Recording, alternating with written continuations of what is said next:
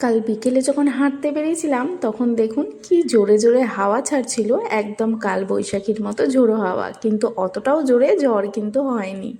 হাঁটাহাঁটি করে চলে গিয়েছিলাম আমারই এক বান্ধবী, যে কিনা আমাদের ফুচকা পার্টির জন্য সেদিনকে সবাইকে ডেকেছিল। তো সেখানেই আমরা চলে গেছিলাম, একটু হাসি মজাও করছিলাম।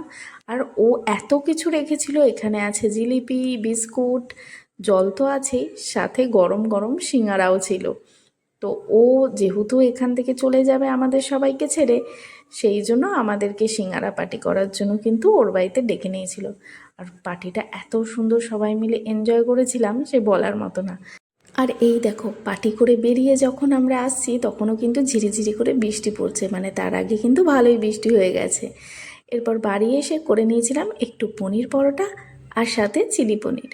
তোমরা কারা কারা চিলি পনির খেতে ভালোবাসো কমেন্ট করে কিন্তু জানিও। আর এই পনির পরোটার রেসিপিটা কিন্তু আমি খুব শীঘ্রই তোমাদের সাথে শেয়ার করব।